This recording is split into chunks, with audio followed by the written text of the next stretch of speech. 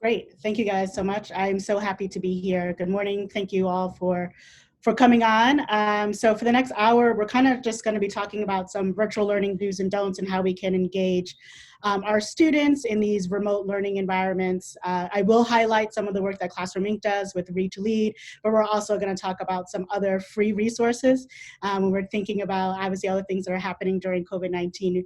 As much as we can get things that are accessible and free for you all to use, I really want to highlight those kinds of things that you can really start thinking about. So I'm going to go ahead and share my screen. Let's see here.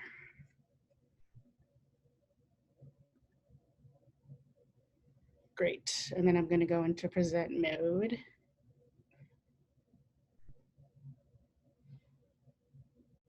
All right, does that look like full screen present mode? You can just hit the reaction button, thumbs up for me, or just give me a thumbs up. Alicia, thank you so much. I really appreciate it. So good, you guys can see that. So I'm just gonna sort of hop into it since we just have an hour and I have this pretty activities based. I will be calling on people randomly to read some stuff and really participate. So I really appreciate your engagement and your time during the next hour. So these are just general norms for most of my sessions, and I think this is true for today too. This is going to be recorded. We do ask that you mute definitely your video on, so I'm glad that Tia already said that. Use the chat function to say hi, also ask questions, and then the moderators will let me know if there are any questions there. There's also tools in your participant portal, so if you need me to slow down or speed up, if you have a question, you can raise your hand. Give me some thumbs up, give me some claps as we're going along. I feed off of your energy. And then I just, again, ask that we actively engage. And since we are virtual, this is technology, I ask that we all have grace and we have fun, right? So if there's any technical glitches, just be graceful about it as we work it out. So I always like to sort of start and be honest, especially with the remote learning pieces. And I think it's important that as educators, we also are honest, transparent, and vulnerable with our students and scholars as well. So one of the stories I like to just talk about is my own online story regarding equity. So this was when I was a English teacher in a high school environment here in New Jersey. It was an urban environment. And students had to pass my class in order to graduate, in order to pass their state testing. Anyway, never failed that I always was one of the first classes in the morning. So this is like 15, 20 years ago. And students, I had quite a few students that couldn't make it to my first period class, or they would be late. And when I would talk to my peers about it, their thoughts were, well, they don't care about school. If they took it seriously, they would wake up early and they would get to your class on time. I decided to take a different approach and say, let me get to know my students, right? Let me understand them a little bit more. Let me really understand what's going on with them at home. What's their home like life? What are they passionate about? And in talking to my students, I found that the students that were consistently late and or missing my first period class were the primary breadwinner and or a financial contributor to their household. And they had to work retail jobs, and they didn't necessarily have cars. So they would take 3 buses to get to the big mall that was hiring all of the students. So they wouldn't get home until 3 o'clock in the morning. And then we were asking them to wake up by 6 to get to my class by 8, okay? That wasn't working out for them. So what I did was I created an online class using Blackboard, and at that time, Google only had Google Docs. There wasn't even a whole suite. And I created this class where students could, on their own time, access what we were learning 24/7. And through that work, students were able to pass their state exam and also graduate high school. And it became such a thing that I jumped onto our superintendent's leadership team to really talk about equity and access 20 years ago.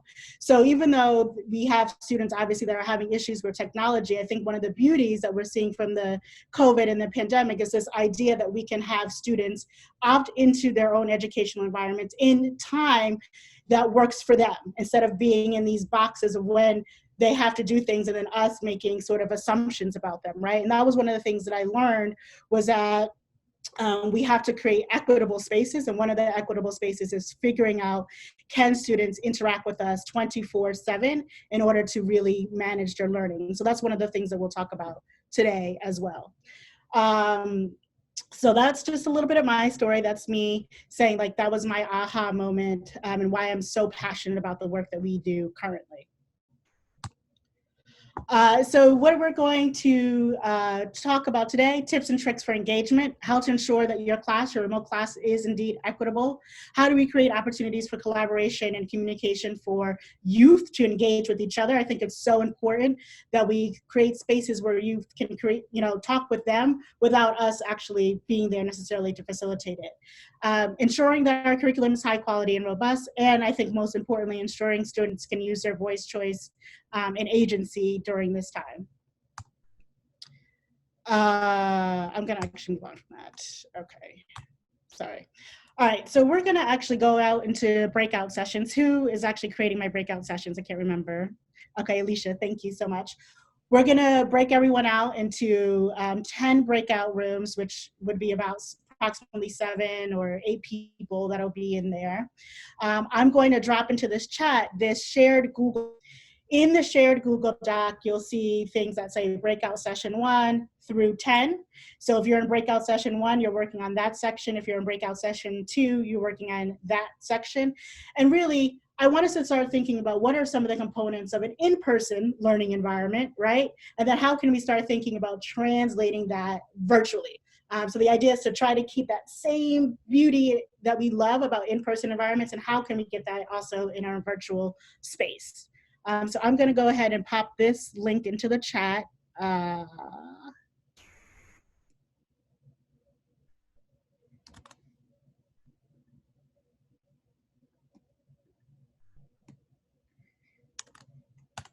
And everyone should be able to click on it. If you can't click on the actual link, just copy paste it into your browser. Everyone has editing rights to go into it. When you go into your breakout session, you may want to decide who's going to be the person who actually takes the notes.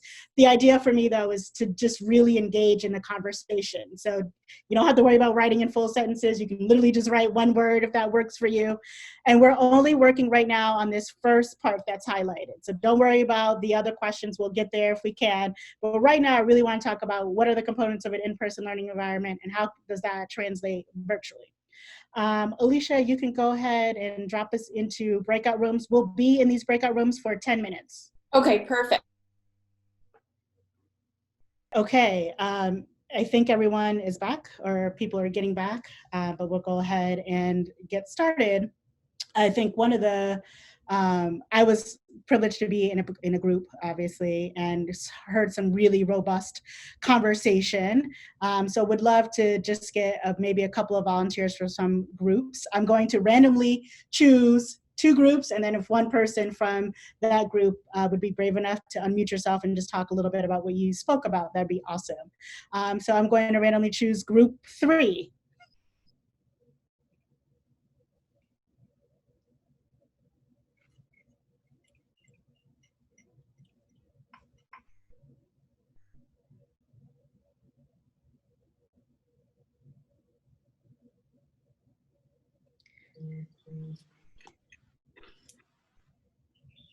All right, we're all educators on this call, so I know we're not shy. Anyone from group 3?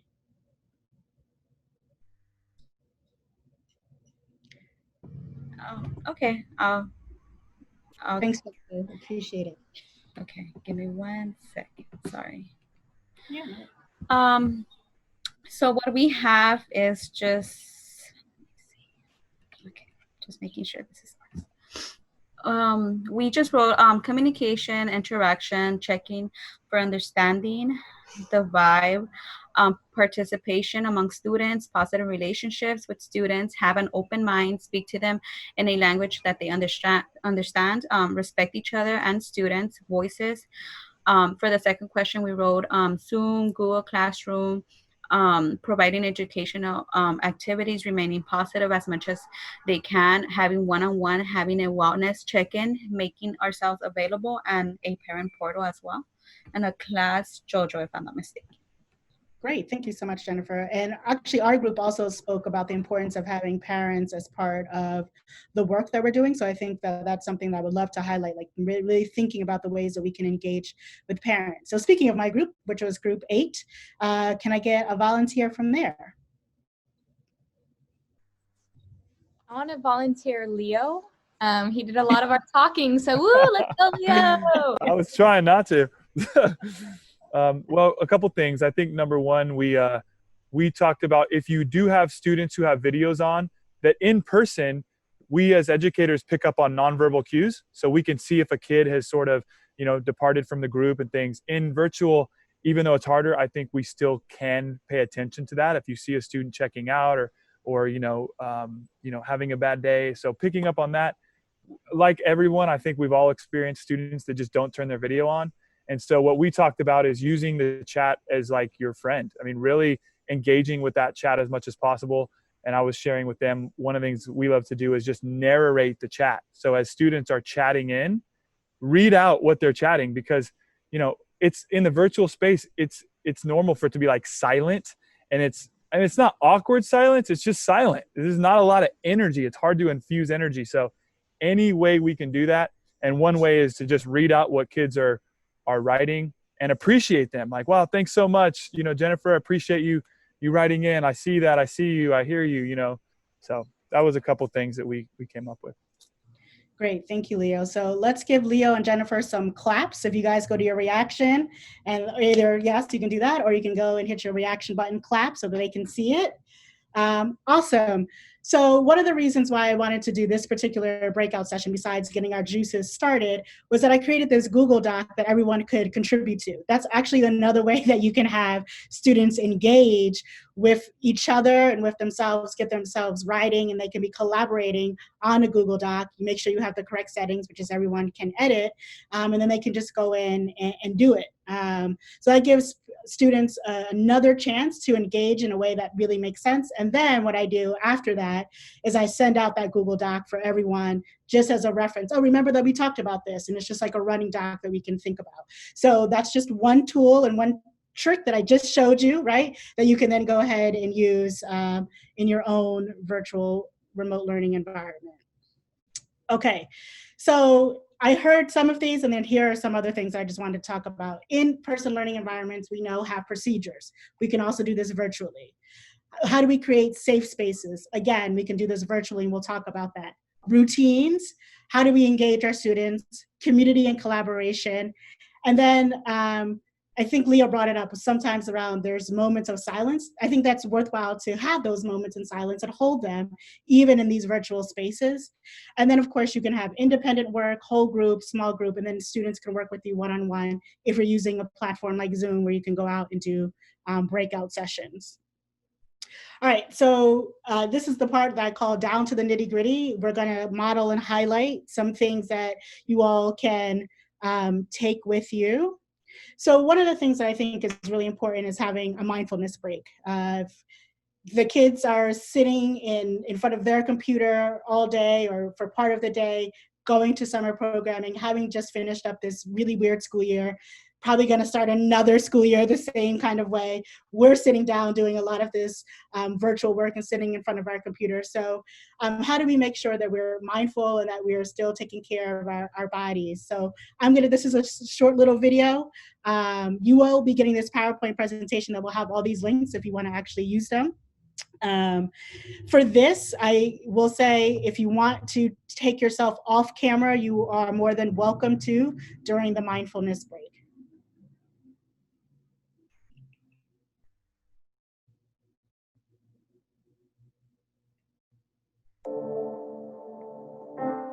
Fly with Abel and Phi. Body scan meditation. Sit in a comfortable position and bring attention to your body. Close your eyes if that's comfortable for you. You can notice your body seated wherever you are, feeling the weight of your body on the chair or on the floor. Take a few deep breaths. Breathe in through your nose. 1, 2, 3, 4. Breathe out through your mouth. 4, 3, 2, 1. Breathe in through your nose. 1, 2, 3, 4. Breathe out through your mouth. 4, 3, 2, 1. Now bring your attention to the top of your head. Sense this area. What do you feel? Stillness or a feeling running through your hair? Breathe. And as you breathe, relax the top of your head. Continue to breathe and move your attention to the side of your head in your ears. What do you sense? Do you hear anything? Now bring your attention to the neck and throat. Let them be soft. Relax. Soften your jaw. Let your face and facial muscles be soft. Smile softly and gently. Notice your back against the chair. Bring your attention into your stomach area. If your stomach is tense or tight, let it soften. Take a breath. Notice your hands. Are your hands tense or tight? See if you can allow them to soften. Notice your arms. Feel any sensation in your arms. Let your shoulders be soft.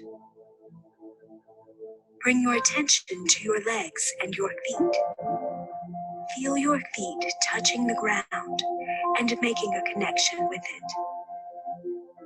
Now notice your whole body present.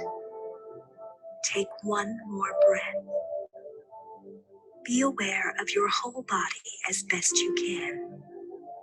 Take a breath.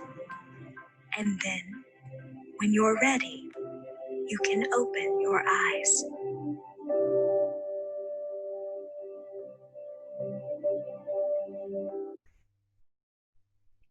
Okay, we can slowly put our videos back on.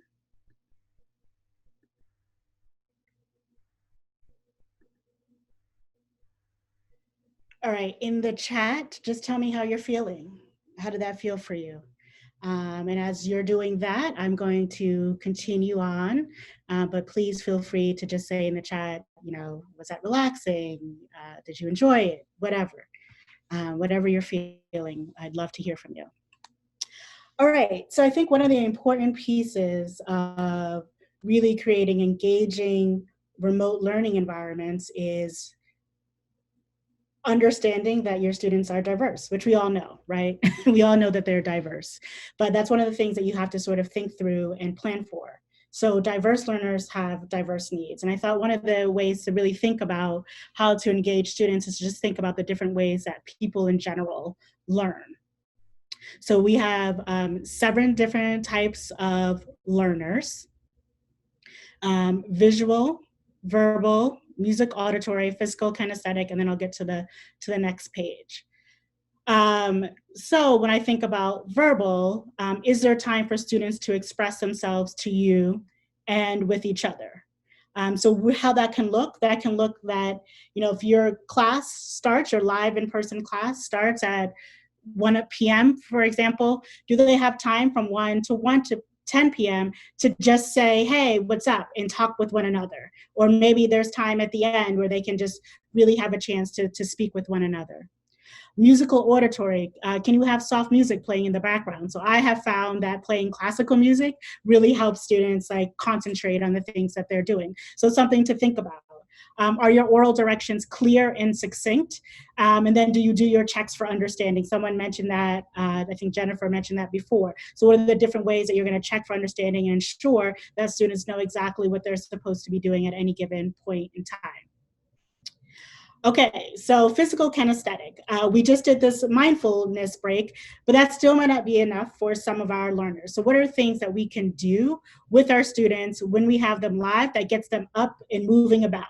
Some of that can be, especially if they're young students, they can go on little scavenger hunts, right? If they're learning about a color, if they're learning about a number, they can, if you're teaching them about the color red, they can go find something red in their home.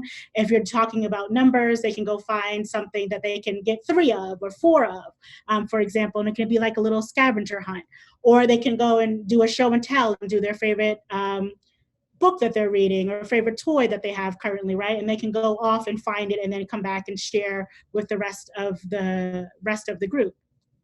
The other thing that I like doing, especially with older students, is finding little times that we can do a group stretch break. So this could be an academic class, right? It doesn't mean this has to be a gym class, but we can stop what we're doing and actually do something that's more physical, right? So I'm going to actually model, because I told you this is going to be modeling and actively engaging with folks. So we're going to model a quick little stretch. I hope you guys are with me. If you feel uncomfortable, you can totally stop your video. I will keep mine on so you can actually see me. So I'm going to stand up and you guys can follow suit. Hopefully you can see me. Can you all still see me? I think I still see myself. And then I'm going to go into cactus. I'm going to just stand hips apart. I'm going to go into cactus position. Really easy. My feet stay planted, and then my upper body, my torso will move. So we're going to move to the left.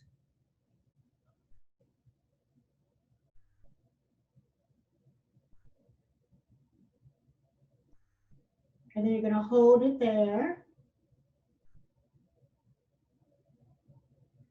And then we can come back to center and then move to the right or the opposite way.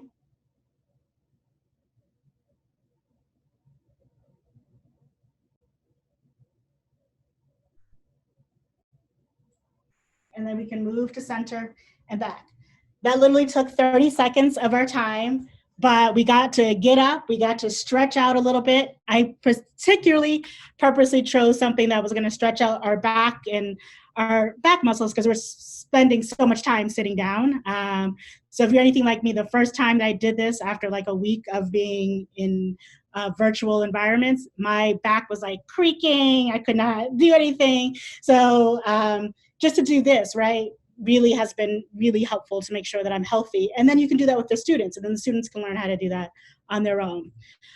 So then visual, do you have appealing pictures and possibly a video? So I have a video here for us as an example, and this is a hook. Someone asked me if I would do this particular video for younger students, and I said no. I thought this was more for upper elementary, middle school, and or high school, just as an FYI if you are thinking about using this particular video as well.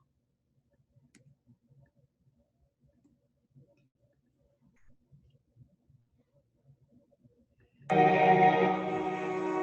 a groundbreaking ceremony for a new factory. Did she mention seeing anyone who was sick? Anyone on a plane at the airport? No, she said she was jet lagged.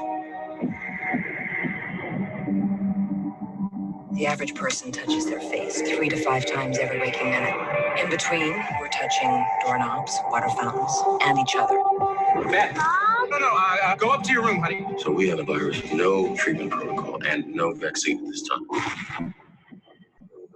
had a seizure this morning, Beth. She had a history of seizures, allergies. As of last night, there were 32 cases. Unfortunately, she did die. Right. Excuse me, can I go talk to her? Mr. Amos, your wife is dead. Okay, so I'm going to stop that there. Why did I choose that video, do you think? And you can just pop it out in the chat or you can unmute yourself.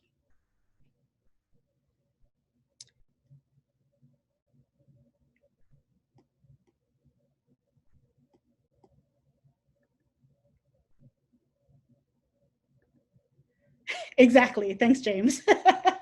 So it's very relevant to the things that are going on today. Also, I learned something. I did not realize that people touch their faces so often. So in that quick minute, I learned something. It's relatable to what the students can talk about. And now we can engage in a larger conversation with students. It can be all kinds of stuff. They could write their own movie ending. They can write their own story. They can engage with one another. They can talk about it, etc. But the point is, you have a hook to get them involved, and then they can you can go on with the learning and take it from there. Exactly. So let me get back to present mode. Okay, the other things, and so the other kinds of learning are logical math. So do you have your directions laid out as a clear step-by-step? So this is a screenshot of a Google Classroom that my team helps to manage. And so it's literally, students can go through it all on their own. They do not need to engage with an educator in order to do these particular things. The educator can go in and look at their work and give feedback, but this is not something that you have to do live. This is a way that students can take onus and ownership of their own education and go through it at their own pace. They go through part one, everything is scripted, then they finish, then they move on to part two, and then part three. So do you have something that's similar in either a Google Classroom, a Nearpod, a Canvas, etc.? Okay, social. So are there moments of collaboration and engagement? So I definitely think this is important. Do you have any sort of project-based learning components that you're going to bring into the learning environment? Will students have a chance to engage and collaborate with one another, not just in the class, but other times that they can engage on their own time? Again, either through a Google Classroom, a Google Doc, etc. I talked about this already, but do they have time to catch up with one another at the beginning and or middle end of the class? And then there are students who, like us, who need some time to reflect, right? They need to take some solitary time. So have you built that in? Are there moments of silent reflection within your class period? So in the chat, we've been at it now for 35 minutes. What strategies have I used so far? And you can think about everything from the time that we started, with who are the diverse learners that I've met their needs already. And I'll just go through that again. That's solitary, social, logical, math, visual, verbal, musical, auditory, physical, kinesthetic.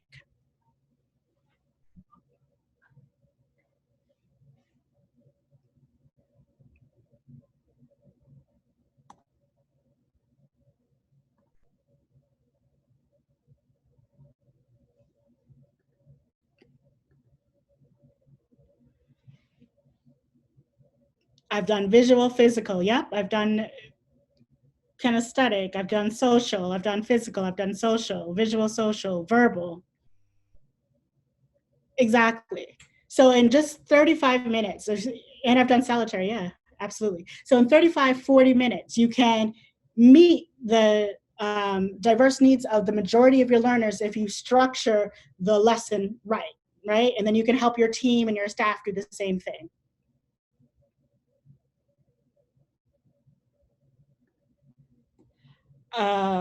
Okay, I have another little engaging activity, and this is around, I always get the question, how can you make literacy more engaging? And since, we're an organization that is a literacy organization, we will just sort of talk about how we can do that. This is what we're going to do right now, is actually what students can do online on our platform for free, and we can talk about that later, and I will follow up at another time. But now we're going to actually do it live. So I'm going to actually pull it up, where we're going to be the boss of a community health clinic. We have an issue that we need to solve. So what we're going to do is we're going to read aloud, and then we're going to have to make a decision, and you'll tell me your decision in the chat box. I will need people to volunteer, but in this case, you're going to be voluntold to read some pages for us. And this is totally random because I know no one on this call. So I'm just going to see who I see in my participant chat list. I'm going to assign you a page, and if you can just tell me yes, you can read those pages. Thank you so much. So let's see. Camila, can you read pages 2 and 3 for us?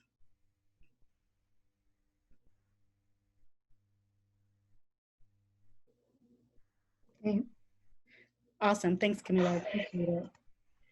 Let's see. David, can you read pages 4 and 5 for us?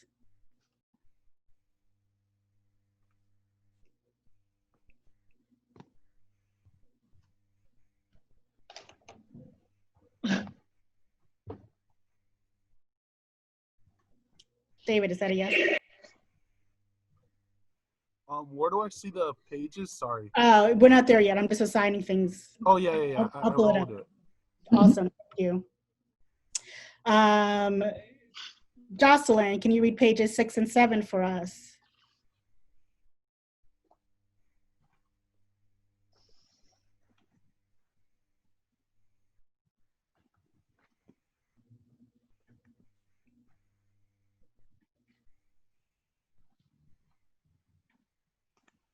Jocelyn, you there?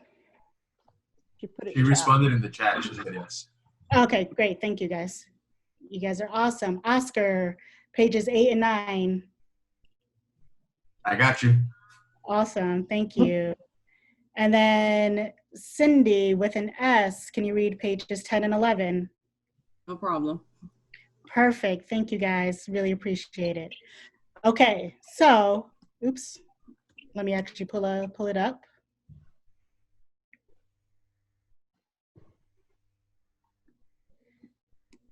Okay, so do you guys see where it says you're the boss? Yes. Excellent. Okay. So pages 2 and 3. You can start. Okay.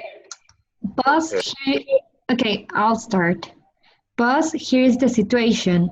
You're the medical director of the Bewell Family Clinic. Your patient comes in with a severe asthma attack. Your staff uncovers that the local power plant might be the cause, but you don't have proof. If true, it's your responsibility to inform patients of this public health crisis. If false, you're spreading misinformation that could lead to big consequences. Your reputation is on the line.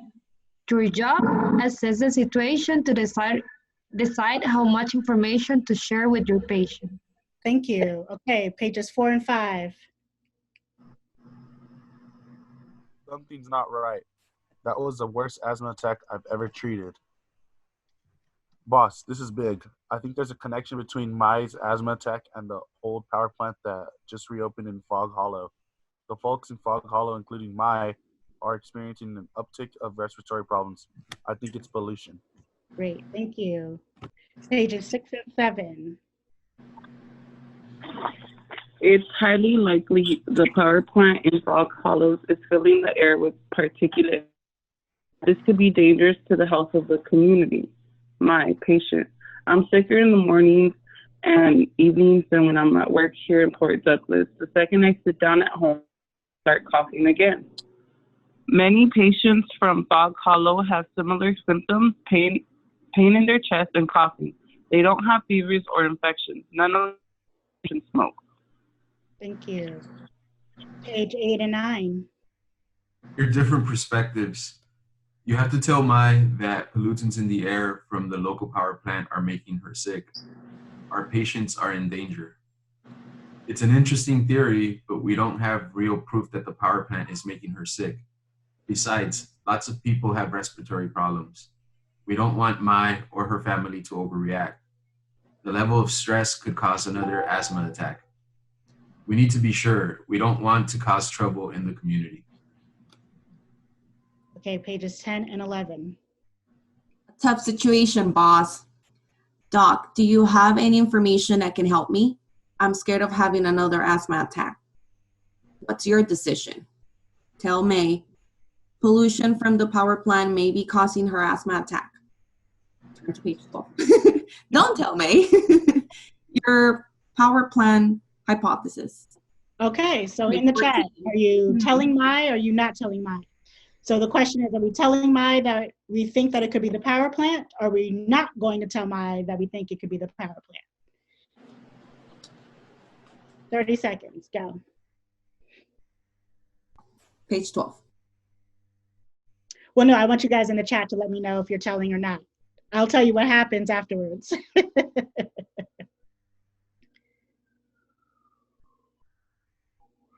I'm getting a lot of tell her, tell my. Oh, Becky, you're sitting on the fence. I love it.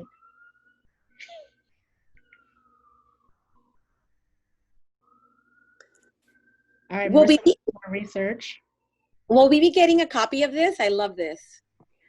Yes, I have it all in a PowerPoint, so I'll send that over to Alicia and she can share with everyone. Thank you.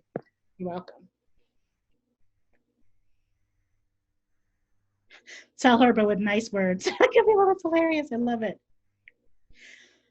Marissa, you asking the real tough questions. I love it. I love it. I love it. This is great.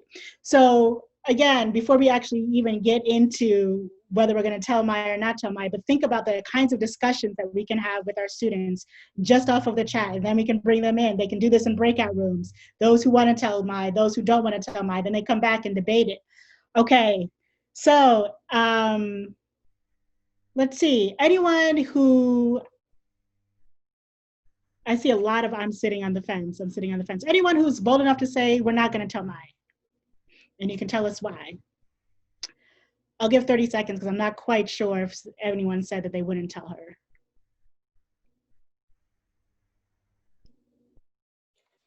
I really wouldn't tell her yet. I don't think there's quite enough information medically unpacked by the boss. Yeah, I think those, I mean, Marissa, you had such great questions in the chat, right? Like, how can we dig deep and understand a little bit more? I mean, what if they have black mold in the house? I mean, not that the power plant may not be a source for the community, but this specific patient, I just feel like I would not jump based on what we've read. Great. Anyone have anything to say to Marissa who would tell Mai? And what makes you feel comfortable telling Mai?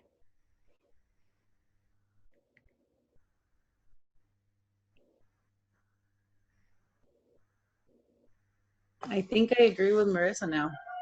Because on a personal level, like I would want to tell Mai, like I would tell her, like, hey, this is going on, just because that inside of you being a human, right? But then at the same time, thinking about it on the standpoint of a company and the outside, where are they going outside of work? Does that really pertain under my, job? Would that be someone I need to loop in from HR and take further precautions and further investigation? So yeah, now I'm swinging over to Marissa. Okay, Marissa, you got powers of persuasion over there. I think that I would, I think I would tell her, but I would just tell her, like, this might be the situation, but I want to ask you further questions, like, how long have you lived in your house? Have you had this issue, or had you had this issue? Just so I can kind of, like, find out information, but also tell her, like, I'm leading towards this is the reason why. Very good, very good. And I think, and I see Cindy agrees, I think the word might be like, you're not saying definitely, but it may be a cause, right? So that's something to think about in terms of the wording. All right, so let's actually see, oh, sorry, yeah.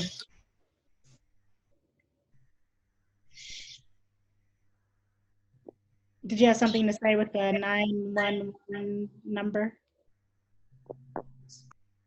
No, okay. So let's see what happens. Our decision matters. So we told Mai. Once Mai knew about the pollution, she was able to protect her health. She and her family stayed out of the neighborhood and noticed her asthma significantly improve. The clinic shared its research report with the local government and media. In the end, the clinic's activism paid off. Yay! The power plant was found to be a public health hazard and forced to shut down for good. If only that really happened in real life. Wouldn't that be amazing? Okay, so then you didn't tell Mai. With no way of knowing what caused her asthma attack, Mai's symptoms continued to get worse. She returned to the clinic a few days later with a more severe attack. Other neighbors came in sick. Mai eventually figured out the connection between the power plant and her health, but she was upset the clinic didn't help her identify the underlying cause of her symptoms. The staff realizes they need to take their suspicions seriously next time. Okay, well, thank you all so much for engaging with me on this. In this, like I said, you're going to get the PowerPoint, but just so you know, this is part of a larger program called Read to Lead, rtlgames.org, which is free to use. So you just go there, you sign up, and you have unlimited accounts and unlimited access to all of our resources there. I also just put up some other resources that I thought would be helpful that really meet the needs of the diverse learners. So obviously Read to Lead, I just talked about it. That's the website, rtlgames.org. But here are a few other ones that you may want to use and think about incorporating.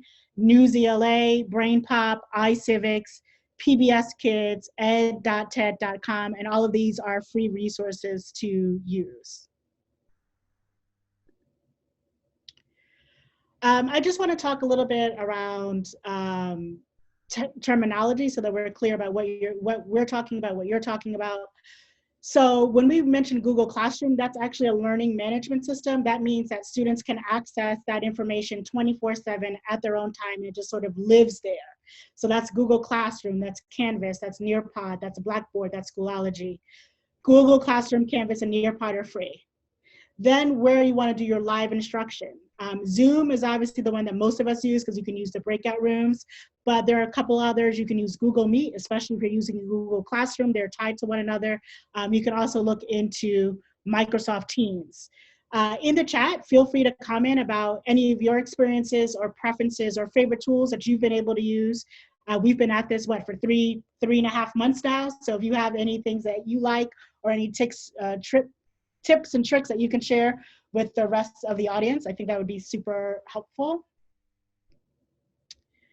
And then we've talked a lot about how students can collaborate. So these are just some ideas. Again, this is all free. So ways that students can collaborate. They can obviously collaborate through the Google Suite on something called Canva, where they can create posters and magazines and newsletters. Pictochart is the same. TikTok, Twitter, IG, Google Meet, WhatsApp Live, FaceTime, right? So here are all the different ways that you can encourage students to collaborate with one another. I'm not doing this breakout session. Great. So I'm sending this whole PowerPoint over, and in these PowerPoints are links to resources that you can use. So here's a checklist for components that you need to be a successful virtual educator. Keep equity in mind. So how do you communicate with parents and students? These are actually how-to documents. So how do parents and students get on Zoom? How do parents help their students get on Zoom, etc.? And then there's just some other documentation that you may want to use. I do have some Google Classroom videos that these link to. So all of those resources I will be sending off to everyone, and feel free to use as needed and share with your staff. We have about 5 minutes until time, so I wanted to stop here and make room for any Q&A. Feel free to unmute your mic and just ask Kwamara directly. Or if you feel more comfortable, you can type it in the chat box. And I agree, Seesaw is good. I'm glad someone brought that up. The Seesaw is awesome, and it is for younger students. It's a good one.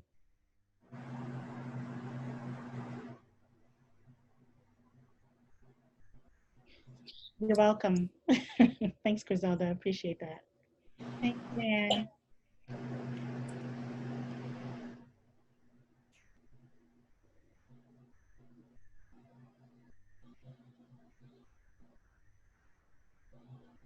Thanks, Marissa.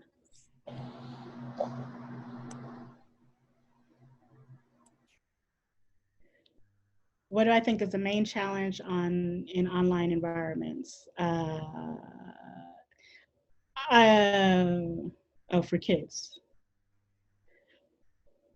That's a good question. So let's talk about it. Camila has asked, what do you think is the main challenge for online environments for kids? I think there's a Zoom fatigue right now, period, to be quite frank. So the different ways that we can get them up and out of their seats, moving around, even though they're on Zoom, right, but moving around. Or are there ways that they don't necessarily even need to interact with us, but they can interact via Google Classroom or another platform that they can feel free in their leisure to interact with us instead of having a set time. And so I think that those are some components. Certainly if you're working with younger students, I think it's really hard to engage a large group of younger students, kindergarten to first grade. If there's 20 of them, that might be hard to manage. So it might be worthwhile to sort of try to break them out into like groups of 5 so that they can just work with each other and have more of a chance to interact, because they need a lot of engagement in order to stay engaged in a live environment.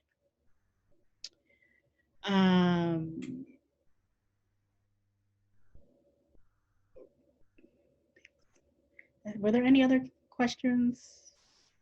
The other thing that I would make sure of on your end is creating really safe environments for students. So making sure that your Zoom, if you're using Zoom or whatever you're using to live meet with students, has the correct security protocols, right? That you lock it, you have a password.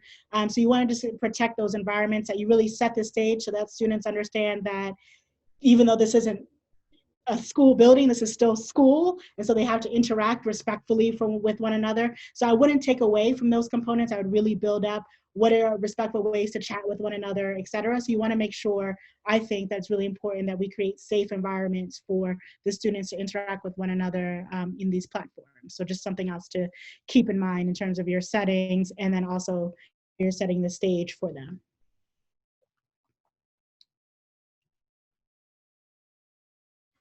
Yeah, Iris, I think that's a great idea. Again, engaging parents. What I've seen successfully is literally having parents and students come in together during, I guess, like orientation, for lack of a better word. And I've seen programs do maybe 2 weekends worth of orientation where kids learn how to get on, parents know exactly what's going on, what the expectation is, everything is set. So that's something else to really set the stage. So that's great. Thanks, Iris, for bringing that up.